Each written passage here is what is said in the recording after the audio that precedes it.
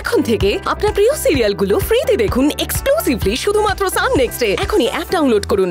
কথা দাও।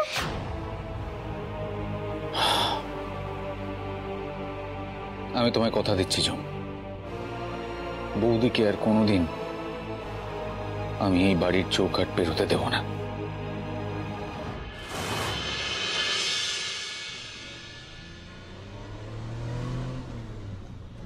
নিজের মায়ের কাছে না গিয়ে আপনি দাতব্য চিকিৎসালয়ে যেতে চাইছেন কেন? কারণ বাড়ি ফিরে গেলে আমাকে অনেক প্রশ্নের উত্তর দিতে হবে। প্রতিমবাবু, এই সবটার সাথে না আমার ঝুম দিদি জড়িত। আমি ভালো বাবাকে এই মুহূর্তে কিচ্ছু জানাতে চাই না, কারণ ভালো বাবা আর ভালো মা এই সবটা জেনে অনেক দুশ্চিন্তা করবে, মানসিকভাবে ভেঙে পড়বে। আমি সত্যি এসব করতে চাই না। কিন্তু তাই বলে আপনি... দেখুন রক্তিমবাবু, আমার কাছে সবার আগে আমার এই পরিবার, ভালো বাবা, পিমনি, ভালো মা, এই সব কিছু সম্পর্কে কিছু জানেই না।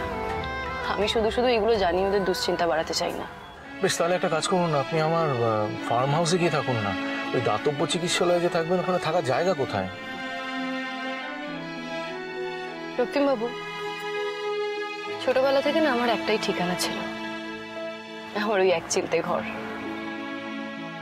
ওখানে আমি আমার মায়ের সাথে থাকতাম, কিন্তু মা চলে যাওয়ার পর পিমনি আমাকে নিজের ঘরে রেখেছিল। কিন্তু জানেন তো, আমার না মনটা পড়েছিল ওই ছোট্ট এক চিলতে চার দেওয়ালের ঘরটাতে। দাতব্য চিকিৎসালয়ে তো তাও থাকার জায়গা আছে, ওখানে থাকতে আমার কোনো অসুবিধা হবে না, চিন্তা নেই। আপনি এখন ঝুমের কথা ভেবে এত কষ্ট সহ্য করছেন, কিন্তু ঝুমের আসল চেহারাটা জানার পর যে আপনি কিভাবে রিয়াক্ট করবেন সেটা ভেবেও আমি শিউরে উঠছি ডালি।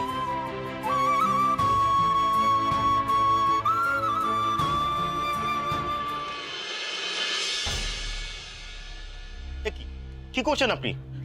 আপনি উঠবেন না, শুয়ে পড়ুন, শুয়ে পড়ুন প্লিজ। আমি কোথায়? আমি এখানে কি করে এলাম? শুনুন, আসলে আপনি রাস্তায় না জ্ঞান হারিয়ে ফেলেছিলেন, তারপর একজন আপনাকে মাথা ঘুরে পড়ে যেতে দেখে এখানে নিয়ে আসছেন। আসলে উনি আমাদের এই দাতব্য চিকিৎসালয়ে কাজ করেন, তাই আপনাকে অন্য কোনো হাসপাতালে না নিয়ে গিয়ে এখানে নিয়ে এসেছেন। যাই হোক, আপনার চেক আপ চলছে, এখন বিশ্রাম নিন একটু, আর বাড়িতে কাউকে জানানোর থাকলে আপনি জানিয়ে দিন। চিকিৎসা করেও আপনি আমাকে পুরোপুরি সুস্থ করতে পারবেন না ডক্টর। মানে? কারণ আমি ক্যান্সার পেশেন্ট,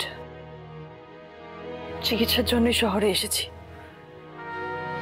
আর বহু চিকিৎসার পরে অন্যান্য ডাক্তাররাও হাত তুলে দিয়েছে।